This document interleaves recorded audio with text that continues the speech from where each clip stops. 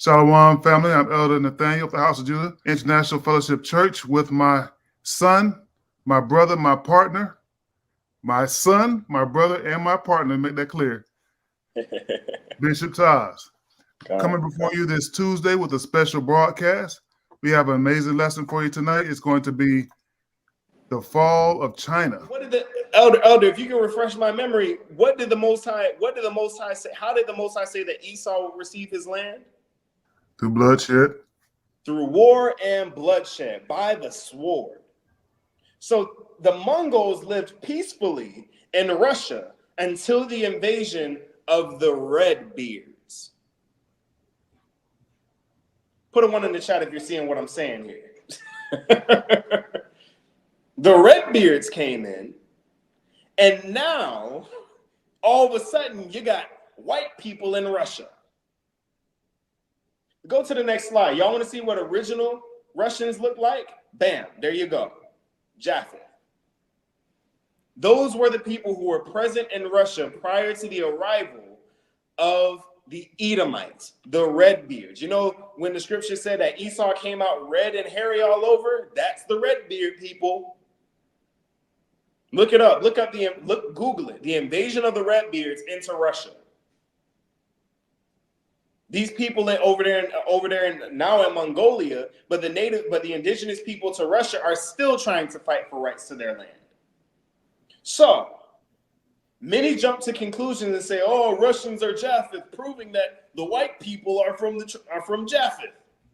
No, brothers and sisters, that's never the way that it works. Esau wasn't given anything. I promise you, if you look anywhere in Europe, choose any country you want where the Caucasian Europeans are, and you'll see history of the indigenous people and when they came in. Same thing with Italy, Rome, Kittim. Look up the history. Zepho, grandson of Esau, in the book of Jasher, when he moved in and he became king over the land of Rome. That's where white people started in Europe. That's history. That's Bible. Those so-called Russians that you claim are Magog, the white people that you claim are Magog in Russia, weren't even there 1,000 years ago. So the land of Russia is Japheth's land, much like the majority of Europe. So the judgment, the people controlling the land of Russia are Edomites. Make no mistake. The people controlling Russia are Edomites. The land itself belongs to Japheth. So the judgment in regards to Magog is indeed the land of Japheth, but the people are not from Japheth. They've stolen the land. Therefore, whilst Magog still is referred to as Russia, it actually is properly translated as Mongolia, as it was once referred to. Russia was once referred to as Rus, meaning country or side, or it meant like the country land or countryside. So Mongolia and Rus were originally the same people. Mongolia, Rus, and China. All of these areas have Mongol people there. Gog and Magog. China and Mongolia. So is the land still regarding Russia? Absolutely. But don't sit up here and think that because some dudes went in there and stole somebody's name, that, oh yeah, just must be it. That's like somebody coming in your house, beating you up, kicking you out of your house and saying, yeah, I'm you now. And everybody just believing him. Well, he said he lived in the house and he said that he him. Look through the history. Look at the pictures inside of the house. Do they look anything like the people who are in the pictures inside the house? Let's go to the next slide. A lot of people don't know this. Check this out, brothers and sisters. Fun fact. Another name for the Great Wall of China, this right here, the picture that you're looking at is the Great Wall of China. How about another name for the Great Wall of China is the Rampart of Gog and Magog. the wall that divides Gog, China, and Magog, Mongolia. How many of y'all knew that? Put a 2 in the chat if you knew that. I'm not gonna see many 2s. Let's go to the next slide. Check this out. That is the rampart of Gog and Magog, brothers and sisters. Look it up. So they know who they are. Historically, they know who they are. We're the only ones confused. If you didn't know that, put that you didn't know that in the chat. It's literally called the partition. Let's look at the definition of rampart. It means a protective barrier, a line in the sand, a wall-like ridge. It is a division between the land of Gog and the land of Magog. Elder, if you can, go back a couple of slides to show them the map of Magog again. I think it's like 2-3 slides. Right there. So look, isn't it convenient that the Great Wall of China, or the rampart of Gog and Magog, directly divides China from North or Russia and Mongolia? Coincidence. Elder, you think that's a coincidence? I don't think so. They just thought that it was a good name. You know what? I think it's just a good name to call this the divider of Gog and Magog. The Great Wall of China, boom, right there, dividing what was Gog and what was Magog. It's a beautiful thing, isn't it, when the Most High gives you wisdom and knowledge according to His word, right? Put a 1 in the chat if you just learned something new. Let's move forward, Elder. Okay, next slide. So now some are going to say, but I thought China and Japan were Moab and Ammon. That's another myth going out there. Don't worry, brothers and sisters. We getting there. We're just setting the stage right now. Okay? Give me 1 second. One second. No worries. So they say, but I thought China and Japan were Moab and Ammon. Brothers and sisters, anybody who believes that is mistaken. Look at the image that we have on the screen here. Okay? Look at the image that we have here on the screen. See where Moab and Ammon is? That's in the Middle East. That's near the land of Canaan, where the Israelites' land is. Brothers and sisters. Although many believe this to be true, there is no truth biblically. There is no proof biblically, historically, genetically, geographically, archaeologically, or otherwise proving that there was any movement of the Moabites or the Ammonites from Jordan to China, from Jordan to China and Japan at any point in history. Find it for me and I'll pay you. I ain't gonna be paying nobody because there's no proof of it anywhere. Where did people who lived in Moab and Ammon make a mass migration? Show me a mass migration from Moab and Ammon, ancient Moab and Ammon, to China and Japan. Show me. It doesn't exist. Moab today are the Palestinians, and Ammon today are the Jordanians. They are still where they left. Nobody else was exiled.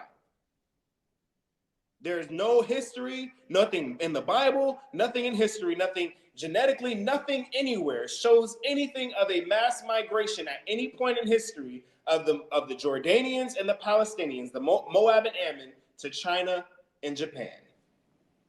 But some people will say this, Elder, check this out. I know you heard this before. We've been in this truth a long time. Tell me if you recognize this. Oh, what you got? Moab and Ammon were born of an incestuous relationship between Lot and his 2 daughters. So when they was born, they had Down syndrome, and that's why Chinese people's eyes look like that. Yeah, you're right. You're right. Very ignorant, common. ain't it? That too. Ignorant, ain't it? Amongst other things. Their eyes look like that because their ancestors was Down syndrome. Wow. Now, how does that make sense, brothers and sisters? Nothing from the Bible. No history involved in that. No biblical, historical, no genetic, no evidence whatsoever confirms that theory that they just made.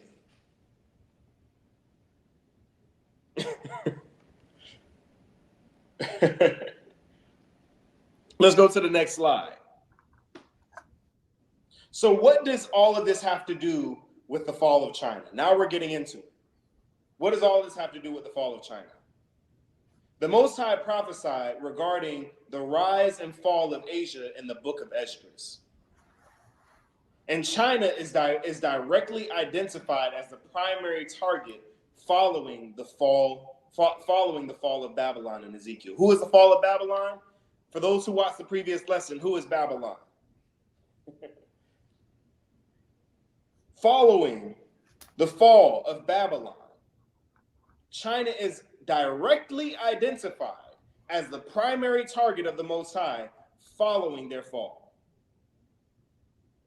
Let's get Second Esdras chapter 15, verse 43.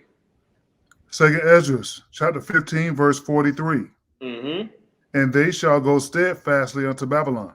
Who is Babylon? The United States. The United States of America. The land of the free, home of the brave. They shall go steadfastly unto Babylon, read. And make her afraid. And make her afraid. Read. Verse 44. They shall come to her and besiege her. Mm-hmm. The star and all wrath shall they pour out upon her. Mm-hmm. Then shall the dust and smoke go up unto heaven. Mm-hmm. And all they that be about her shall bewail her. Everyone that is surrounding her will bewail her. Read. Verse 45. And they that remain under her shall do service unto them that have put her in fear. Now, what's going to happen here? So now we're seeing it says that they shall go steadfastly unto Babylon, unto the United States, and make her afraid. Okay? And it says they shall come to her and besiege her. What are they doing? They're taking her riches, taking her food, taking her resources. And it says, and a star, the star, and all the wrath they shall pour about her. What is that? Warfare, brightness, fire, nuclear fallout, brothers and sisters. It says, wrath shall they pour out upon her. And what happened? It says, then shall the dust and smoke go up unto heaven. What is that, brothers and sisters? A mushroom cloud. Look up what a mushroom cloud is. It's dust and smoke. So it says, after the star has fallen upon her and fire has rained upon her, dust and smoke will go up to the heaven. And it says, and those that remain under her, and those that be about her shall bewail her, and those that remain under her, those people that were in service of the United States, will now take their services to serve the one who destroyed them. Let's go to the next slide.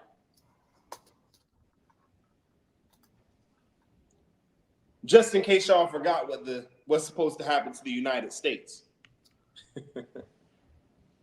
Just in case y'all forgot, get to refresh your memory. That's Lady Liberty underwater. Brothers and sisters. That is the fate of the United States. In the previous lesson, we covered the fall of the United States at the hands of Iran. We talked about how the United States, or Babylon, would be destroyed by nuclear fallout in combination with the Great Earthquake. Now we're seeing another account of nuclear fallout and the mushroom cloud. We're seeing two instances of the same thing. Let's go to the next chapter. Next slide, Salakia. Let's get at 2nd Esdras chapter 15, verse 46. Check this out, brothers and sisters. 2nd Esdras chapter 15, verse 46. Mm-hmm. And thou, Asia. And thou, Asia. He's calling out a particular nation. He says, and thou, Asia, read. That art partaker of the hope of Babylon. He says, China is a partaker in the hope of Babylon. It says, Esdras now reveals that after the fall of Babylon to Iran, whom China is allied with. Remember, we went over in the last lesson. China and Iran are allies, BRICS. The guns will now be turned on them. The guns are going to be turned to China now. Why? Let's go. Go ahead and read the rest of that verse, Elder.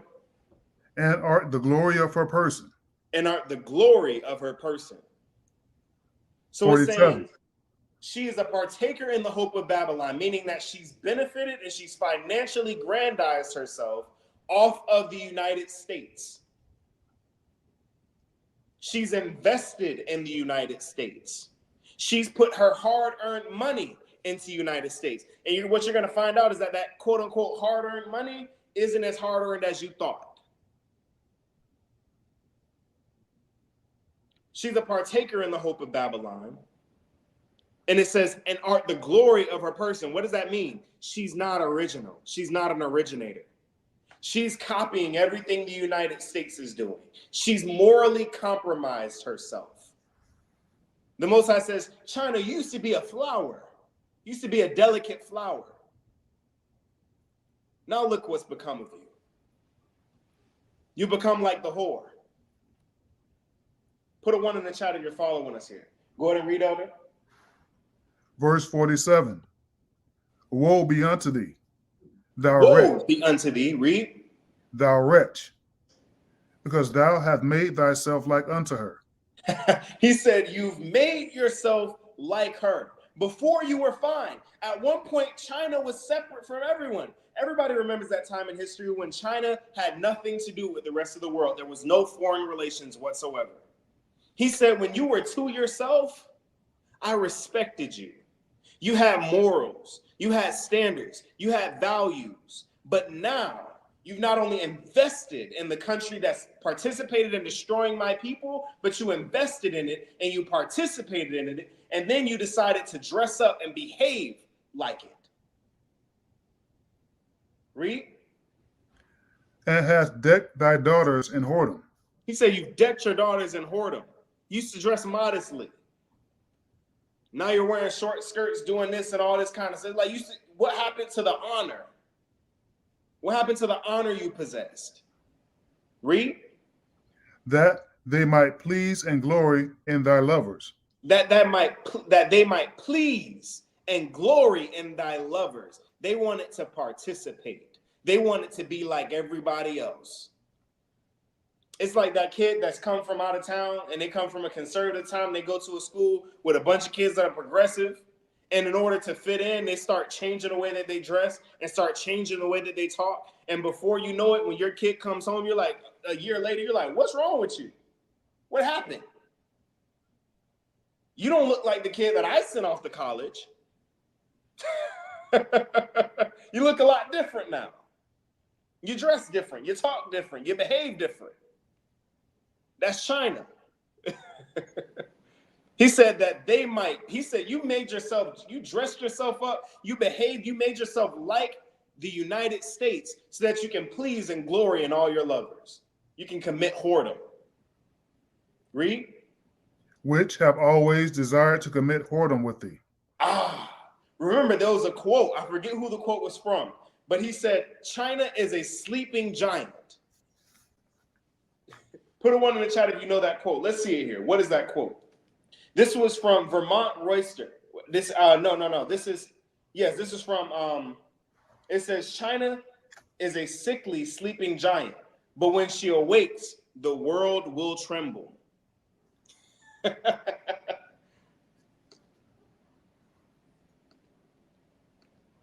That's the quote. It says, this was from, I believe it's Napoleon Bonaparte. He says, China is a sleeping giant. When she awakes, she will shake the world. How many of you knew about that quote? Put a 1 in the chat if you knew about that quote. See, this is what the Most High is talking about. He's saying these people always desired to commit whoredom with you. They always wanted you to join the party. But at one point you had honor. At one point you said no. No, thank you. But then a time came where you compromised.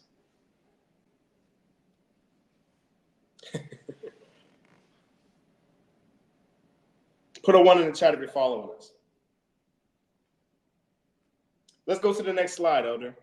China has become a partaker in the hope of Babylon, meaning that they are invested in the United States.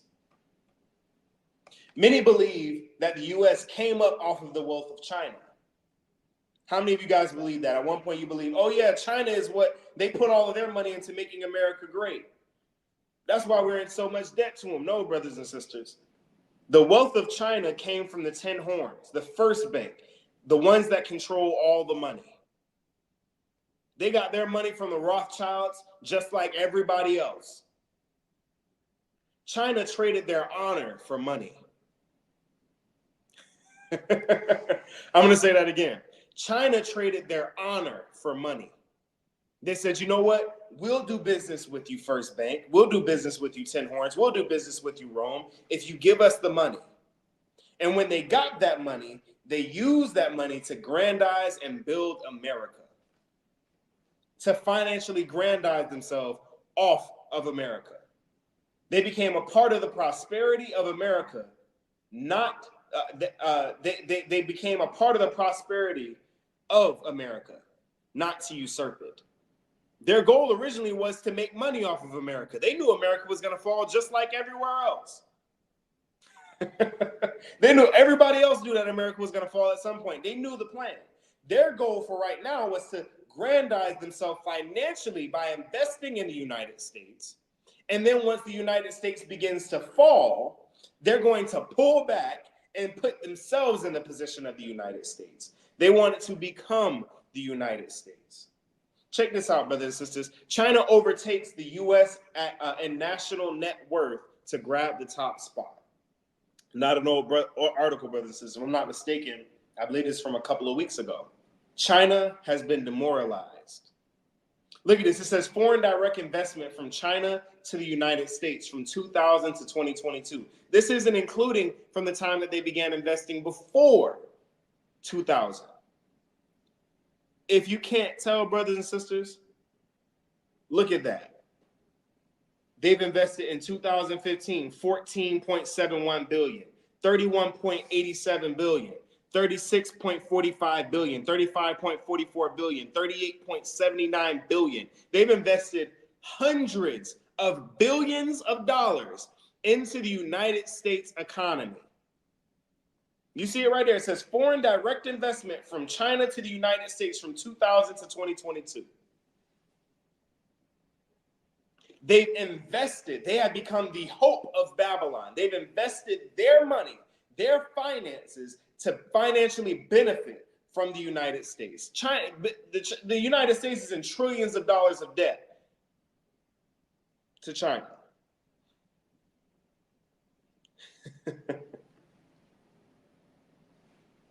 They've been building this. They've been playing the long game. They didn't think they were just going to come in and take over the United States. They said, you know what, we're going to wait it out. We're going to be patient. We're going to wait for them to fall. And when they fall, we're going to step up in their place. We're the #2 economy in the entire world. When America falls, we'll be right there to step up. And we're going to show you why that's not going to be the case. Put a 1 in the chat if you're following me here. I'm going to show you why they're not going to end up being the top economy in the world. They've invested a little too much. She consented to Babylon and attached herself to it. So now she has accepted its judgment. So not only has she partnered herself in the rise of Babylon, but she's also attached herself to its fall. Let's go to the next slide. Check this out, brothers and sisters. Look at that. China made a replica of Times Square and a replica of their own Lady Liberty. What did Ezra chapter 15 verse 47 say? Woe unto thee, thou wretch, because thou hast made thyself like unto her.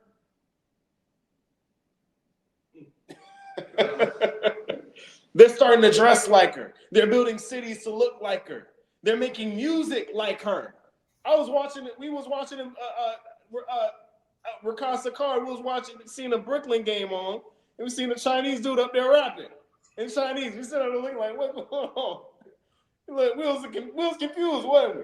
We're looking like, what is going on here? I don't know what he's saying, but the instrumental go hard. I don't know about what he's talking about, you know. But this is what China has become. They become a baby America. They become a tiny United States. They become a cheap dollar store version of the great whore.